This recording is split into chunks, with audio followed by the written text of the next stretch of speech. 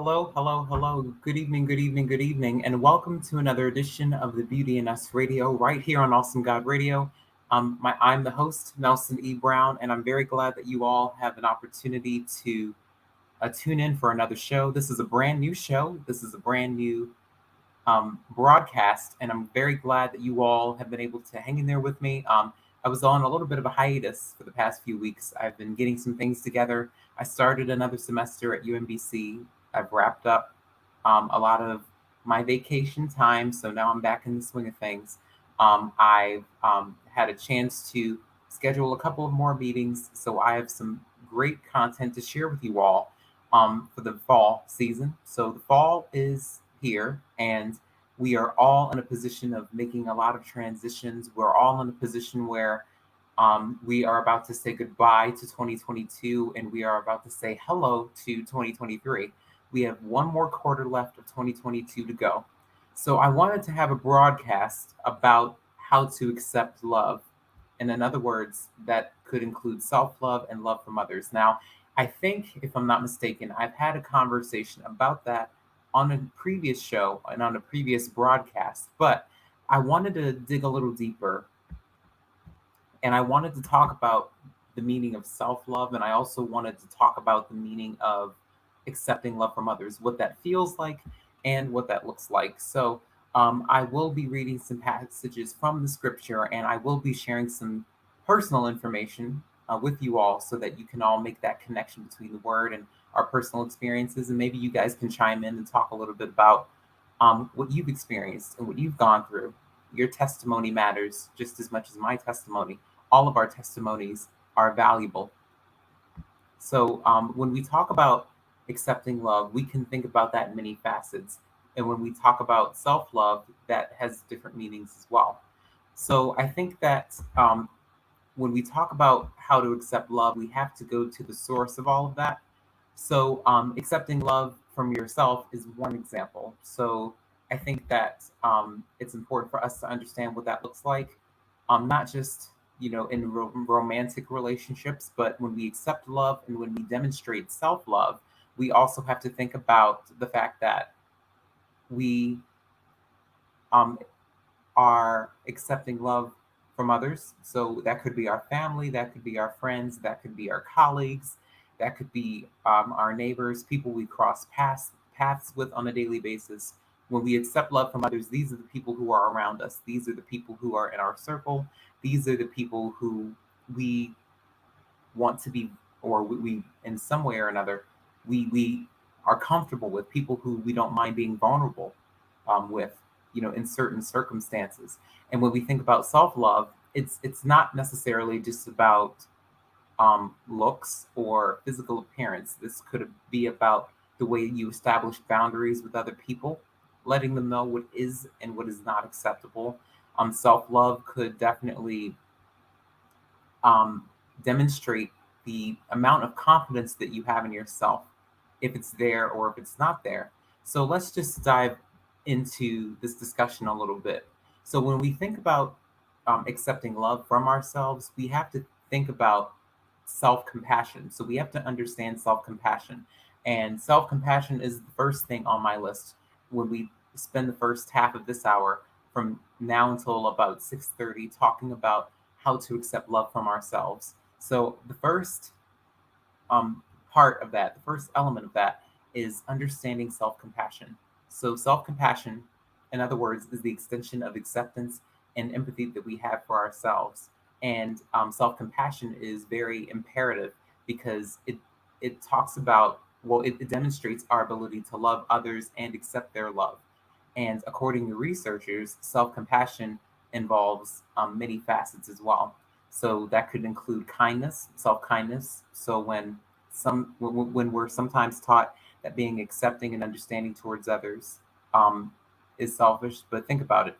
We have to use the example of a friend making a mistake and reminding them of how horrible they are, or we would try to be understanding of that era. We could extend ourselves the same kindness that we would to others.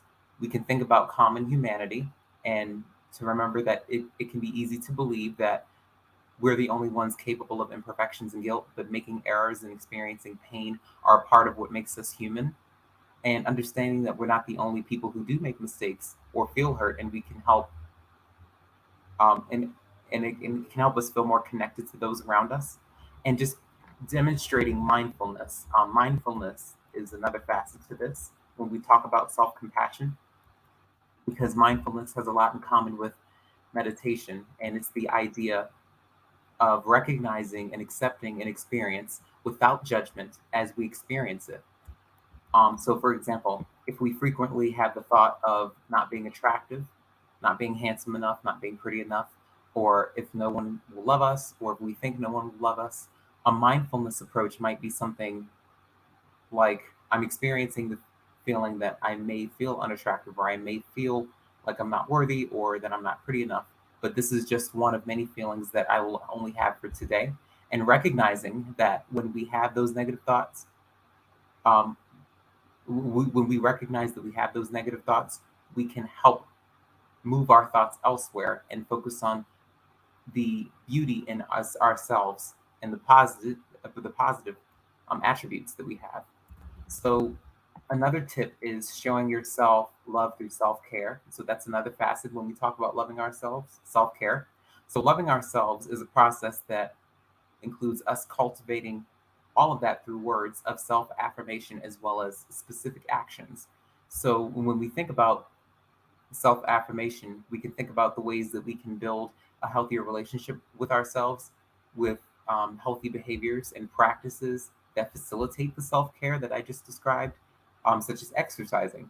So, exercising, working out, getting into some type of fitness regimen, um, definitely is a plus. That's a form of affirmation that helps. That's a form of self care that helps you feel good about yourself. It's a healthy way to feel good about yourself and a healthy way to relieve stress, any anxious thoughts, any type of worriness that may fester within you.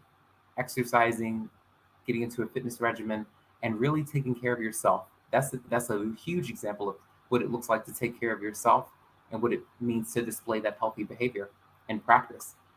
When you take care of yourself, you are in the position to take care of others. When you take care of your own thoughts, and when you practice, when you put that into practice, you are able to assist others with the same thing. And also being kind to ourselves rather than very critical is another key piece. This is something that I struggled with immensely growing up and even into my young adulthood. I think that in my late teens and when I, was in my early stages of college, I really had to learn how to be much more kind to myself. I really had to learn how to stop being so critical of my actions and about my way of doing things. I just had to be open for rooms for error. I had to realize that I still am human. I'm only human and I do make mistakes. So when we talk about self love, we can think about mindfulness, we can think about self compassion, we can think about self care in many of their facets. And of course, thinking about common humanity. But when we love ourselves, again, we cultivate through words or self affirmation through our specific actions, and being kind to ourselves rather than critical, setting aside time for things that we enjoy, and seeking professional help if we need to. It's very important for all of us to have outlets. Yes, we get up and go to work every day. Yes, we have responsibilities. Yes, we have other obligations, but we always need to spend time cultivating our hobbies. We need hobbies, we need interests, we need things that we enjoy outside of the work that we do. We need stress relievers. We need some time away from our Monday through Friday 9 to 5 jobs. So that's why I just wanted to just talk to you guys about that and just generate some thoughts. I hope that generated some thoughts within you all so that you can think about the ways that you can demonstrate self love and the ways that you can love others. But of course, before you can demonstrate any type of love towards others, you have to start with you. Because if you don't love yourself, it's very difficult to love others.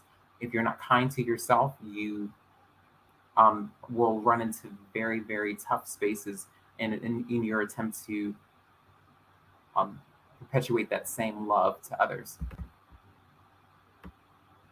And my second point that I have is understanding that some myths about self compassion.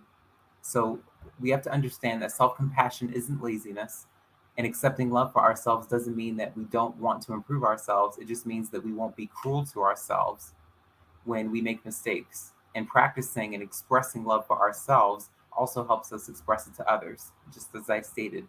And beating ourselves up is not the same as accepting responsibility for our mistakes. So we have to think about self compassion and we have to understand the difference between accepting responsibility for the mistakes that we make as well as beating ourselves up. Now, a self compassionate person, for instance, can still own up to the mistakes they make without feeling like that he or she is a terrible person. And research shows that self compassionate people are actually more likely to attempt self improvement. So, in other words, openly admitting to guilt when they're wrong, well, not to guilt, but to when they're wrong in a certain circumstance and accepting responsibility for that and moving forward. And from a mature standpoint, that's what it looks like when a self-compassionate person, again, takes ownership of their actions, not to guilt themselves into believing that they're terrible or that they're the worst person on the planet. But again, a self-compassionate person, according to researchers, are is more likely to attempt self-improvement. They understand what the flaws are. They understand what their mistakes and errors are, and instead of blaming their problems on others or not taking responsibility, they take responsibility and they move forward. They own up to their mistakes and they don't beat themselves up in the process, feeling as though they're a terrible person. They don't guilt themselves into that. So that's the difference. And self pity is also different from self compassion. And again, the self pity concept is the feeling of poor me that people sometimes experience when things don't go our way, when things don't go their way, or when things don't go our way. Sometimes people always say, for instance, like you're having a pity party. So um, accepting love for ourselves doesn't mean that we don't want to improve ourselves. It just means that we won't be cruel to ourselves, just like I stated. And again, a self compassionate thought that a person can generate instead of a self pity concept is, for example, having a colleague, you and a colleague working hard on that project and feeling like you did a good job and not controlling, well, not being able to control how others respond to that work that you two did. And another example is saying that nothing ever works out for you, or that, for instance, that's a self pity person. That's what they focus on, only on the problems and creating feelings of inadequacy. So again, the understanding some myths about self-compassion is the second point that I wanted to make. Whether it's beating ourselves up instead of taking responsibility, whether it's self-compassion and understanding that that's not laziness, and also self-pity. Again, self-pity, only focusing on the problems and creating feelings of inadequacy rather than looking at the problem and figuring out how to fix that, having your moment and moving forward. So the third point that I wanted to make about accepting love for ourselves is understanding the difference between self-esteem and self-compassion. Now, I've talked about this on my show in the past, but I wanted to reiterate that while these two do sound similar, they do have some crucial differences. So, for example, someone with self-esteem, we have to think about the fact that self-esteem is what you think and how you feel about yourself, and it's important to being a healthy and happy person. And it tends to be motivated by external validation oftentimes in today's world. So, for instance, if someone may feel attractive, it may be because someone compliments their looks. Um, Self compassion, on the other hand, is about accepting ourselves, flaws and all, and treating ourselves with kindness and understanding. So, excuse me, psychology research shows that self esteem is not a reliable indicator of success or even capability. Sometimes it's the most confident person, or the most confident people, I should say, who know the least about a situation. So, again, when we understand the difference between self compassion and self esteem, we have to remember that self esteem is what we think and how we feel about ourselves, and not seeking external validation in order to feel worthy of opportunities or in order to feel like a worthy person, whether it's in the business world or whether it's in our personal lives. What we think and how we feel about ourselves is is again all about self-esteem. And again, self-compassion is about accepting ourselves, flaws and all, and treating ourselves with kindness and understanding. So those are the crystal clear differences between self-esteem and self-compassion that I really want everyone to take note of.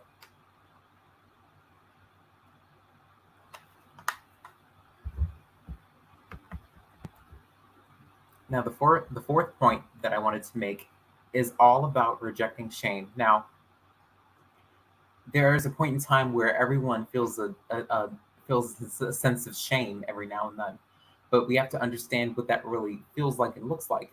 So, shame is the source of a lot of pain, and we're very good at producing pain. Oh, not pain, shame. Excuse me.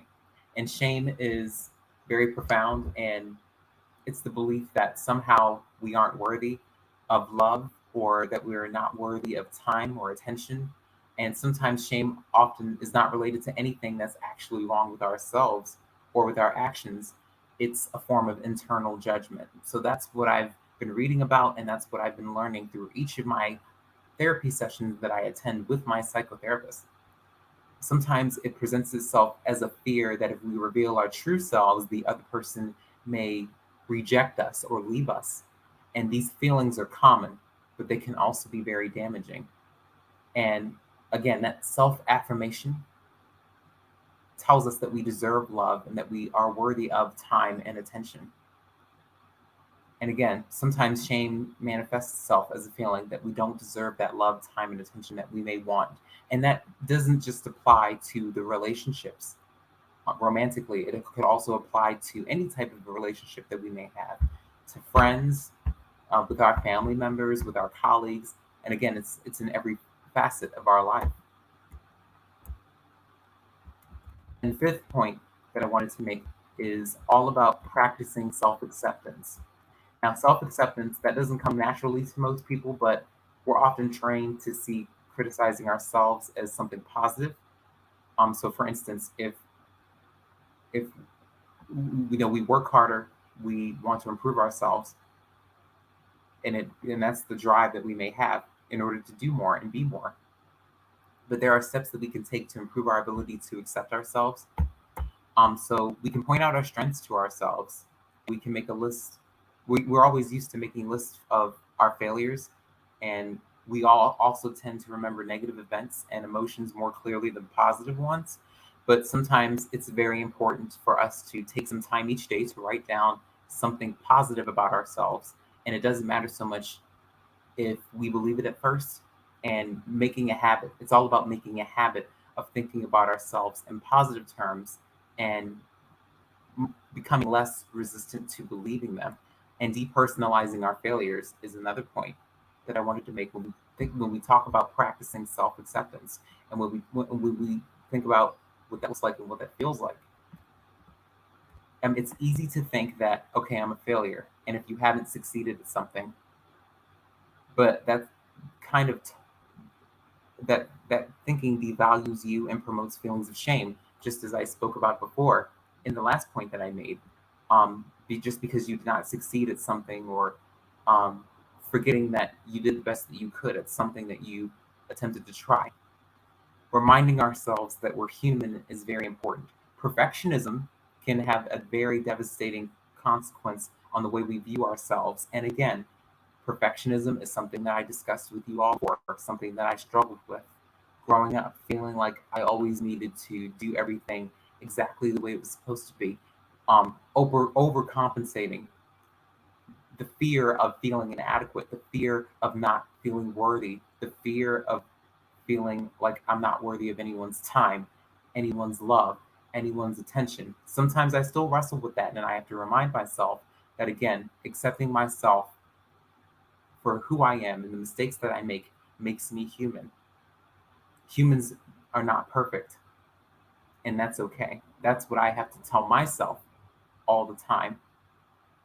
That's what I have to be mindful of when I speak to people, or when I make mistakes, or when things fall through the cracks. I have to, again, gather my thoughts and remember what the purpose is and stick to that.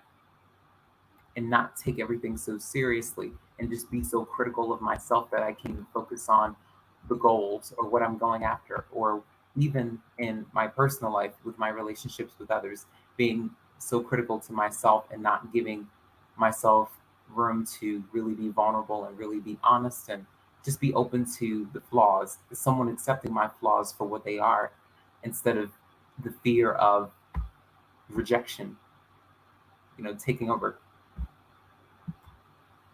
And the last point that I wanted to make about accepting love from ourselves is understanding that vulnerability, weakness, and mistakes are a part of the human experiences. Now, again, when we think about vulnerability and when we think about weakness and when we think about mistakes, we have to think about that from different angles.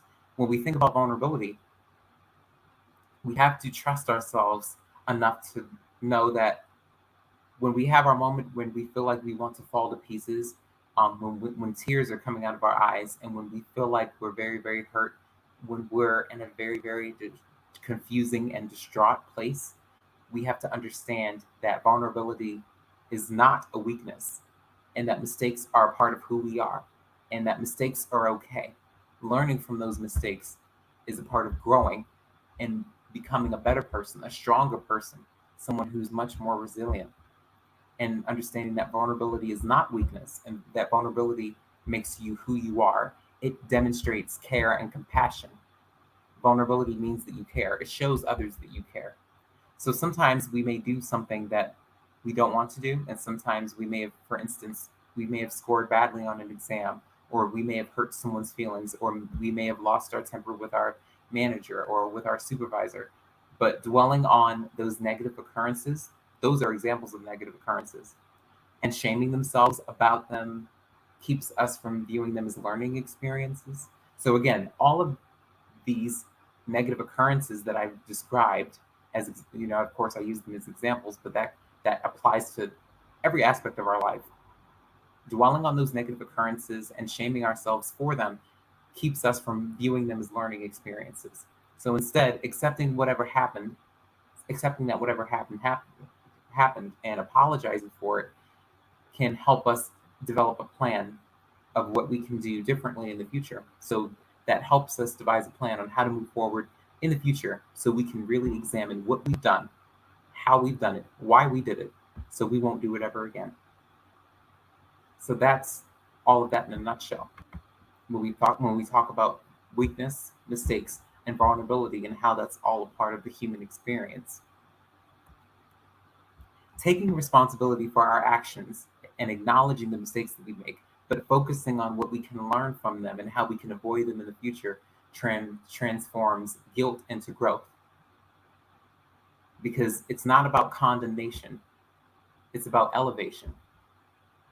This is about becoming the best person that you can be. So when we focus on what we can learn from the negative occurrences and in terms of what happened in the past that may have let someone feel hurt, may have left someone hurt, distraught, confused, brokenhearted, disappointed, taking responsibility for our actions, acknowledging what was done, and focusing on the lesson in all of that, again, can help us avoid that in the future and transform that guilt into growth, like I talked about. It's not about condemnation, it's about elevation. So just remember that. So that's the last point that I wanted to make when we talk about accepting love for ourselves. Now, I wanted to take a few minutes before we shift into the second part of the show and talk about what it looks like and feels like to accept love from others. I want to share a little bit of personal information with you all about what that looks like for me, accepting love for myself, that how I demonstrate self-love and how I've been able to learn about that in college. I had a very, very, prior to today and prior to me finishing up my undergraduate studies, moving on to my work as a graduate. As you all may know, I've decided to pursue my master's degree in applied sociology, and I've also decided to participate in both certificate programs in the nonprofit sector management and applied social research methods concurrently. So I've decided to further my education, and I've finished up my undergraduate studies. But when I first started college, I had a very rigid personality, I expected everything to go the way I anticipated all the time. I did not give myself room for error. So I was always a hardworking student. I always, of course, you all know, I've shared it before. I've always been a hardworking student. Always did everything by the book. Did my best to be my best in every class that I elected to take, in every course. But again, me not giving myself room for error, rooms to make mistakes, and take that as a learning experience that transcended into other facets of my life, not just in the business world, but also in my personal life, in my relationships with other people.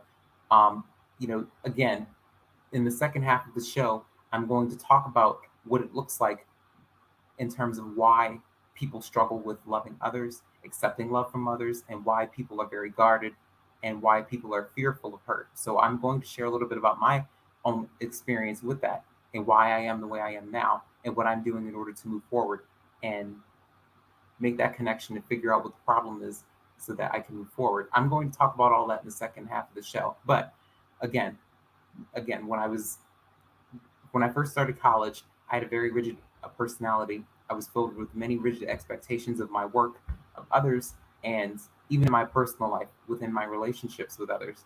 I think that, again, because of my disappointments from people that I have trusted in the past, because of the heartbreak that I had suffered from, and because of the pain and the anguish that I had suffered from in the past, me developing this rigid personality was a way for me to, I guess, have some type of control over the situation or that false sense of control that I felt like I had at one point.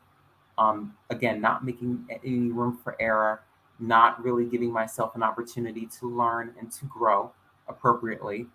That transcended into my relationships. And I've recently discovered now that I'm 23 and now that I'm moving on to the second stage of my academic career as a college student.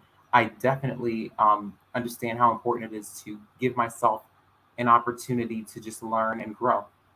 I think that the trauma, the heartbreak, and the pain is deep. But again, being vulnerable enough to acknowledge that, and I've learned that throughout the course of the pandemic, between losing my job, between the loss of my father, my my dad passed away on January 23rd last year, losing my job and transferring from CCBC to UMBC, being in a virtual space. I've had some time to really, really think about everything that I've done, all of my actions, everything that I've said, everything I've done. I've had time to really do some self reflection. And that's when I've discovered that, I need some more help. I need to figure out how to really unpack all of that baggage that I still carry. I needed to figure out how I can unload that burden because it was a heavy burden that I felt like I carried for a long time because of my trauma from the past, because of my heartbreak, because of the disappointments, excuse me, and because of the pain that stemmed from others in terms of me counting on people in my life that I was supposed to trust and who let me down or who betrayed that trust. Again, healing from that and really moving forward. I had to learn that throughout the course of the pandemic, back and when it started back in 2020. I've made a lot of progress, and I will share all of that with you all in a minute. But as we make the shift to the next portion of the show, I wanted to tell you all and share with you all some information about what it looks like to really accept love from others and why people are very reluctant to accept love from others. Because people often wonder why people are very guarded or why people are sometimes very, very distant. It can come across as cold, but it's really distance. Um, People often wonder why people may be very apprehensive about starting a new career or starting a new relationship or moving forward in different aspects of their lives. So I wanted to share some information with you all about what it looks like to accept love from others and what it looks like to really, really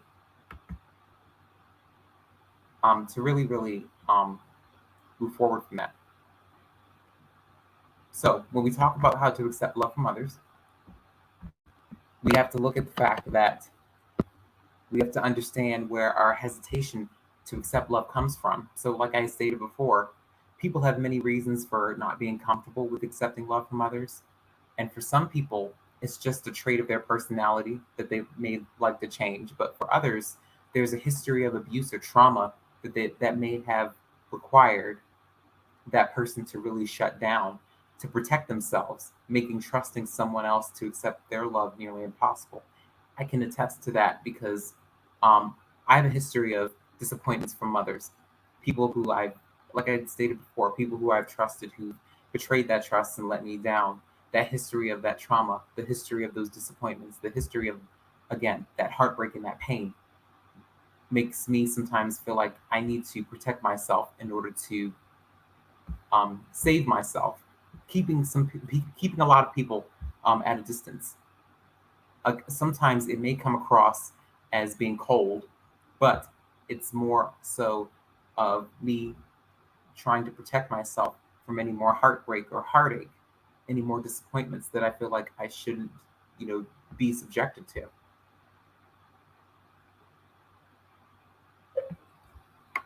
It can be very difficult to move forward after a heartbreak or after a disappointment, not just in a romantic relationship, but any type of relationship.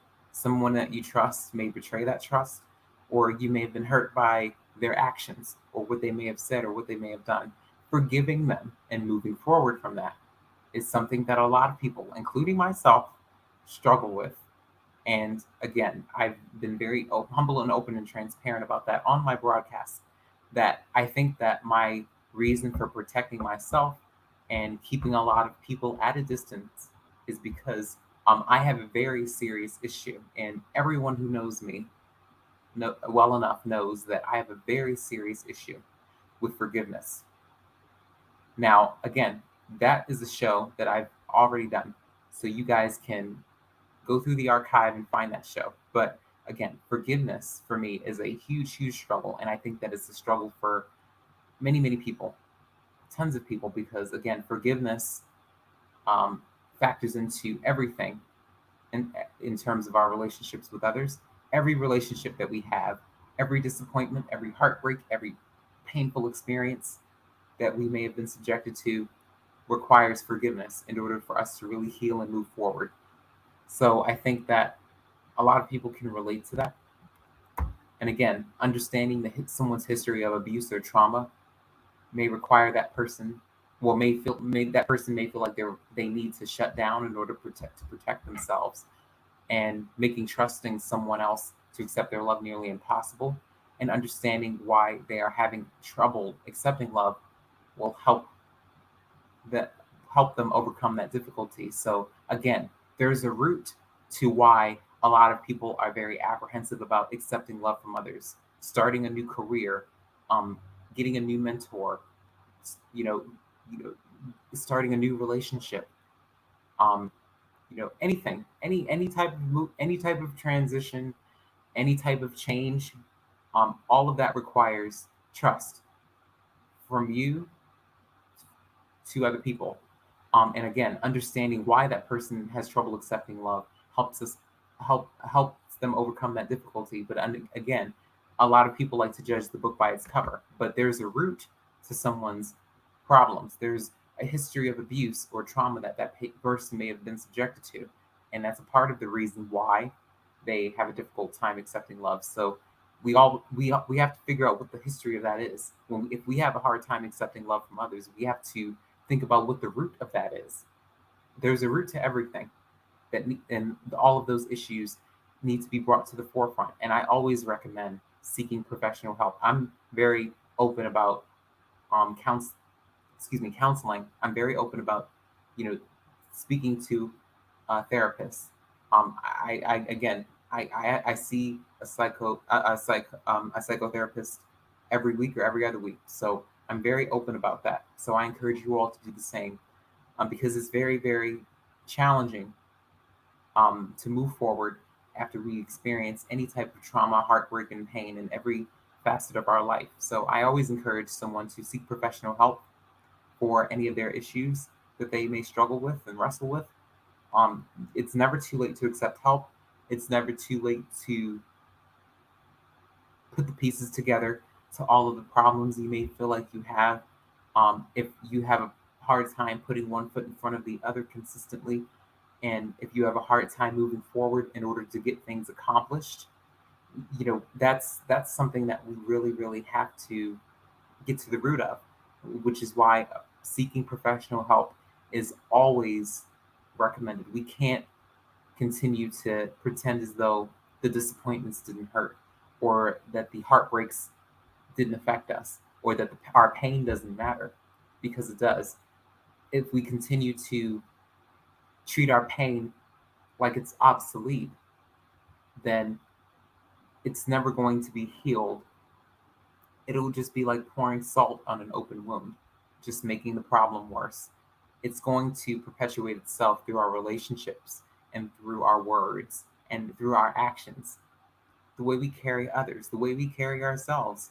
So it's always important for people to accept professional help. I accept professional help. I go to a psychotherapist every week and every other week. So I am very open about that. I am not ashamed of that.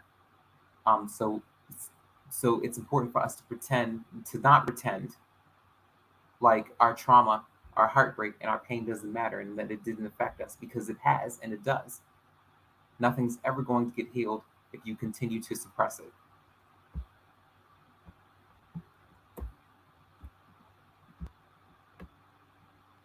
Being comfortable with vulnerability, in terms of accepting love from others, is a key piece to this, because in order to achieve, in order to build a healthy relationship, whether it's with your friends or with your significant others, it's important to be comfortable. I've learned that it's important to be comfortable with being vulnerable with that other person.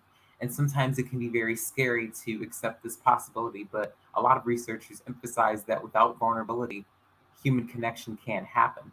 And I'll say that again. It's important to emphasize that without vulnerability, the human connection can't happen, cannot happen at all. And an example of that is the classic fear of commitment and the fear of being vulnerable and then being hurt. This often stems from, again, the history of past experiences, past heartbreaks, past disappointments, pain from the past that stems from the past from others. That stems the fear of commitment and the fear of being vulnerable and then being hurt stems from the abuse and the trauma that I talked about in the other point that I made. And and there are some ways that we can practice accepting vulnerability incrementally. So, for instance, starting with small gestures, saying hello to a coworker or saying hello to a neighbor, and accepting that sometimes that may not be reciprocated, but that's still okay. And just practicing the whole, you know, action of just putting ourselves first is very important. So, in order to accept love from others, it's important to be vulnerable. And again, a lot of people, including me, um, are fearful of being vulnerable and then being hurt, because of our history of disappointments from others in the past, our history of painful experiences from others or from similar situations in the past, the history of trauma from the past. The third point that I wanted to make is about assessing the level of vulnerability that we're comfortable with. And I think that that definitely applies to you if you haven't had a lot of experience or a lot of practice in accepting love from others, or if you've been hurt by loved ones in the past. It's important for all of us to take particular care in choosing what love we're willing to accept and what level of vulnerability we are able to handle at one point in time. An example of that could include accepting an offer to go out for coffee with a coworker. That could represent a low level of vulnerability for some people, but a high level for others. So again, that can be a scary feeling depending on who you are and what you've been through. Another example is deciding to try healing a friendship that fell apart. That could represent a high level of vulnerability. Starting with small steps at first helps, and that's okay. You can build up to accepting greater levels of vulnerability when you become more comfortable with accepting love. So this all takes baby steps, and everyone's at a different space. Everyone's in a different space and at a different point in their life. So it all depends on who you are. Only you can determine that. But again, in order to make progress, you have to start somewhere. So, in terms of accepting love from others, one other interesting point that I have read about is in terms of accepting love from others and what that looks like and what that feels like is giving up the need for control. Now, holding on to the handlebars of control, I will take a sip of water on that.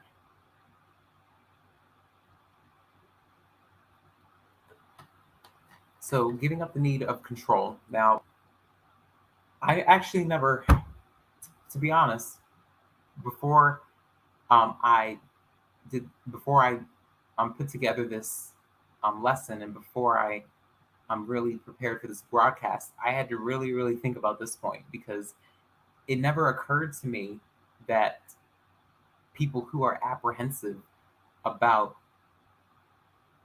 being vulnerable in relationships and accepting love from others could be controlling or feel the need to hold on to the handlebars of control. That never occurred to me, but I understand now that I've been able to make the connection between the need for control and the fear of being hurt and being vulnerable. So I'll explain that in a second. But for example, I can give an example to kind of explain to you all what I mean. So being in a relationship with another person, whether it's a colleague, friend, or a significant other, means that we are connecting with a unique person with feelings and thoughts of their own. According to researchers, and from what I gathered, they state that it's very important for us to remember that we cannot and should not control other people's actions and emotions, and trying to do that can end up hurting everyone in the relationship. And accepting that we can't control the other person means that accepting the possibility that they may hurt us.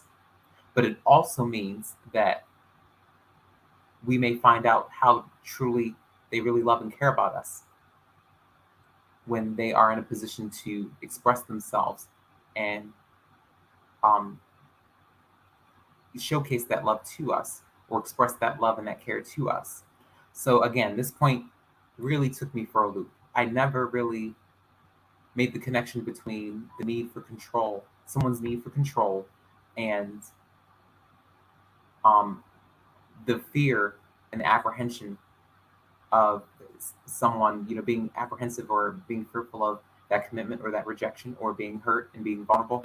Never made the connection between the need for control and the fear of being hurt. Never thought about that until I was able to make the connection between those points. Accepting that we can't control the other person means accepting the possibility they hurt us. But again, opening ourselves up to the possibility that we may find out how they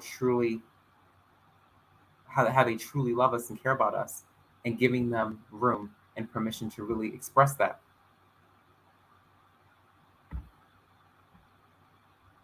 So the next point that I want to make is, let me see, this is number 5.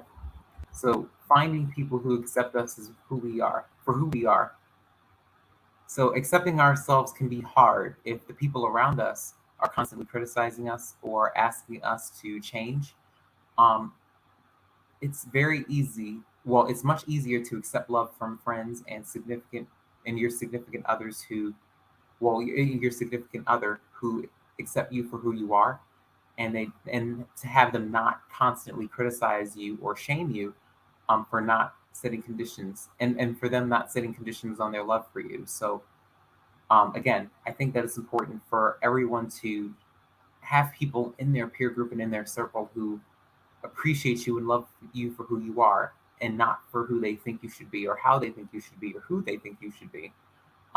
With that being said, a true friend does their best to steer you away from destructive behavior. So, in other words, if you have people in your peer group who are not afraid to tell you when you're wrong, people who um, can demonstrate that tough love sometimes, people who can, again, bring you back when you are falling off the wagon, or if you are in a position where you may be doing something detrimental to yourself or to others. A true friend, people who really love and care about you, who are in your circle and who are a part of your life, can definitely encourage you to steer away from that destructive behavior and to not engage in it.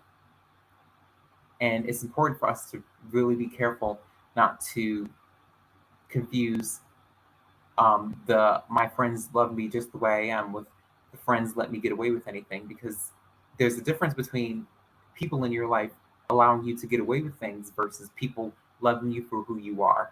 So that's an important distinction to make. People who love you for who you are um, talk about the condition of your heart. That talks about the condition of your heart, whereas your friends and the people in your life letting you get away with things, again, accommodating bad behavior, making excuses for bad behavior, people making excuses for your bad behavior. That's something that you do not want. That's something that is not going to be beneficial to you or them in the long run. So again, loving people for who they are, having people in your life love you for who you are. Again, not trying to change the condition of your heart or because of who you are as a person. But again, don't get that confused with people in your life wanting you to be what they want you to be because they benefit from it, but not because it's in your best interest. So I hope that's very clear to you guys. Embracing our right to say no. So many studies show that a lot of people who are open to vulnerability and accepting love from others tend to be happier and healthier people. But we are not required to accept love from everyone. So, in other words, we don't have to like everyone. We don't have to let everyone in our space. And that's why it's very, very important to always remember that we can and should ask others to respect our boundaries. Now, I have learned about that throughout college. I am very glad that I've learned how to establish boundaries with people in my relationships and even when I do business. And again, boundaries are not walls. So I want to talk about that too. Boundaries are different from walls. It's important to establish boundaries. It's healthy to establish boundaries. It is not healthy to build walls and to have walls, because boundaries let people know that let boundaries let others know what is and is not acceptable. But walls block blessings. Walls block people from opportunities. Walls keep people stuck. So again, it's important to establish boundaries, not walls. And the people in our lives who should respect boundaries that we set for ourselves, and the people who routinely ignore or reject our requests may not be genuinely interested in our feelings. So again, it's important for everyone to understand what the boundaries are. It's important for everyone to understand what is and is not acceptable. From your viewpoint, it's important for people in your life to understand what is and is not acceptable. So that's why boundaries are put in place. But again, you don't want to establish walls. I can speak for myself. I know that I'm sending this message to myself. I'm learning how to establish boundaries, and I'm slowly learning how to knock walls down, because I've realized through a lot of self-reflection that I've built a lot of walls that are in the process of being torn down because because of the fear and because of the fear of things that I cannot um, control.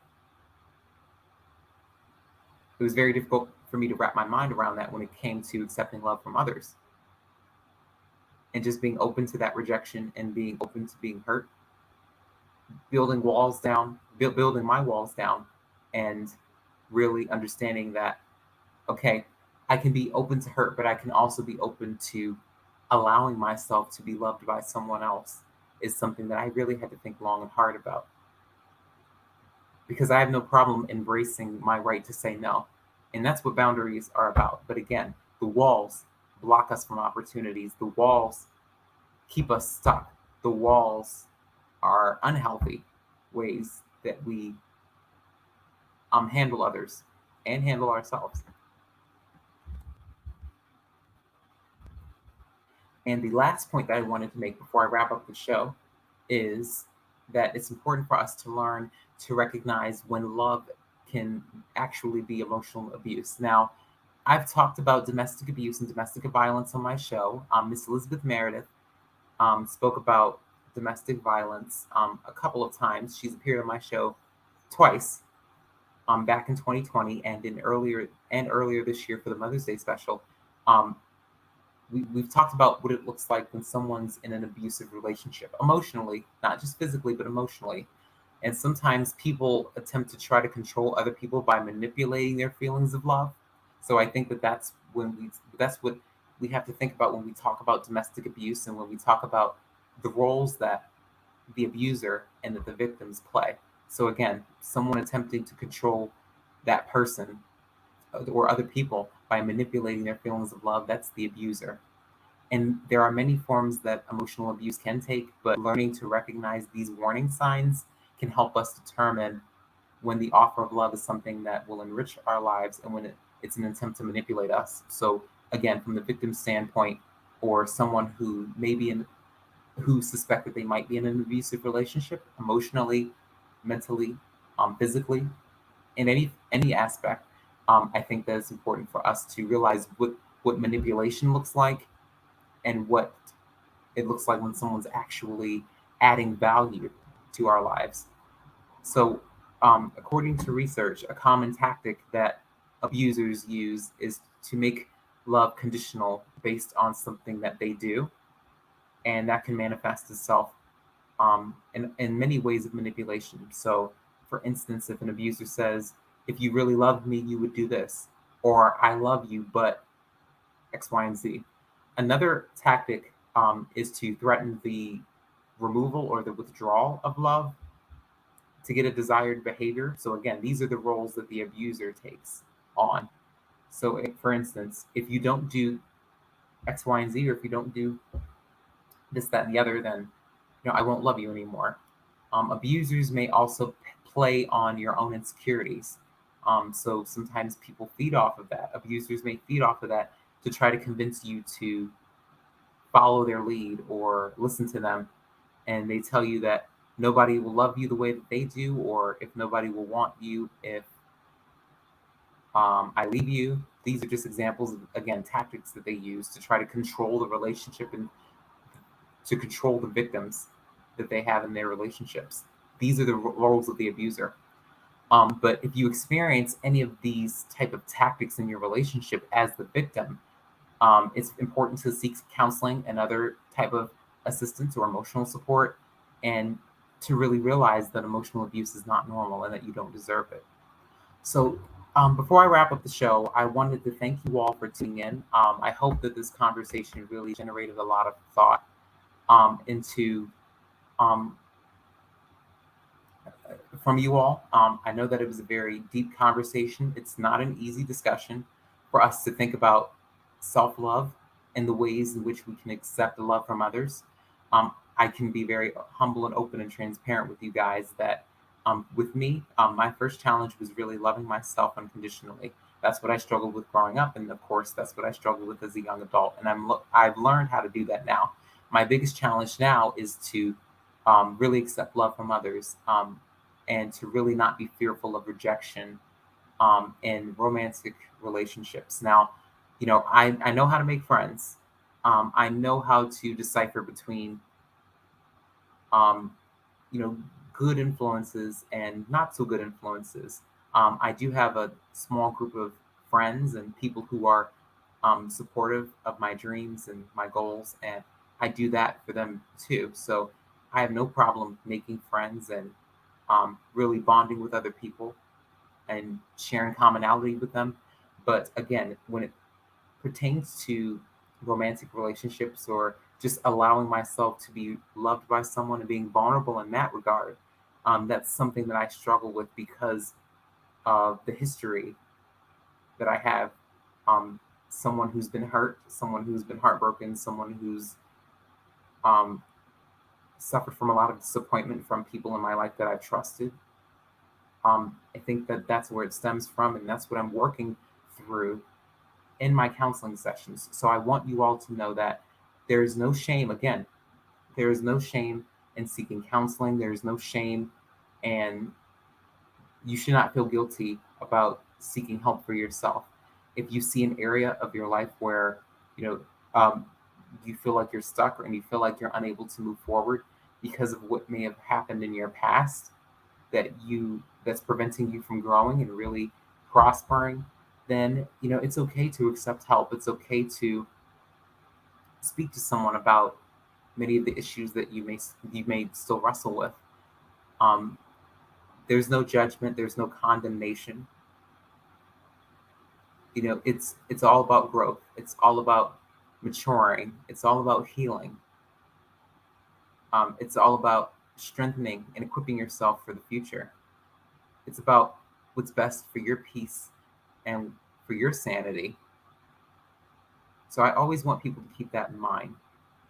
So let me see if I can pull up a Bible verse so I can close out the evening.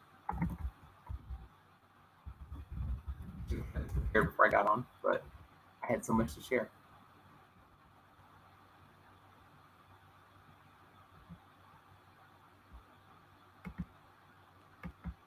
Okay, so all right, so I'm pulling up. Let me see if I can pull up a Bible verse about self-love. So okay, here we go. This is a great one. This is one of my favorite verses. It says, "For you created my inmost being. You knit me together in my mother's womb. I praise you because I am fearfully and wonderfully made. Your works are wonderful. I know that full well." Psalm chapter 139, verses 13 and 14. So that's one of the books of the Bible, one of the verses of the Bible that I wanted to share with you all, just as a reminder that God made us you know made us in the way that He wanted us to. We weren't mistakes. We weren't we weren't glitches. We were made fearfully and wonderfully. We are perfect just the way we are, and God embraces us no matter what our flaws are, no matter what our imperfections are, the insecurities that we may have. Um, he's encouraging us to really embrace them because that's what makes us who we are in his eyes. In his eyes, we're loved unconditionally. In his eyes, we are beautiful and we are handsome and we have everything that we needed. Again, this is all about growth. This is all about prosperity. This is all about moving forward and having healthy tools in order to do so. So I hope you all really enjoyed this show. I hope that again it generated thoughts. But again, your life matters, your pain matters. Don't ever think for a second that the disappointments in your life, the abuse that you may have suffered from, or that the trauma you may have been subjected to doesn't matter, because it does. Your needs are important. Your life matters. Your pain matters. So it's important to really reach out for professional help and speak to someone about that. So next week on the Beauty in Us Radio, please make an appointment to meet me back here on Tuesday, September 13th from 6 to 7 p.m. We are going to have Miss April Christina Curley, Baltimore City School Board candidate, on our show to talk about her campaign, her big win in the primary election that was this past summer, and what she's looking forward to in the primary in November. So she's going to talk to us. Miss April Christina Curley is going to speak with us about her campaign for the Baltimore City School Board, and she's also going to speak to us about her work as an educator and how she's been able to really make an impact in her community and for the citizens of Baltimore. So again, make sure you follow Awesome God Radio on all the social media platforms, Facebook, Twitter, Instagram, LinkedIn, you name it, we're on it. Make sure you follow me at Nelson E. Brown on Twitter and on Instagram, and make sure that you follow me at Nelson Brown on Facebook and on LinkedIn. So this is the Beauty in Us Radio right here on Awesome God Radio. I'm your host, Nelson E. Brown, and I will see you all next week. Again, we're entering into the fall season, so it's warm now, but you all will be needing jackets soon. So everybody is going to, feel really like ugh, about really bringing out all of the jackets. The weather is about to change. We haven't done this in like 6 months. So again, where it's that time of year, everybody's back in school and everybody is I'm back into the swing of things.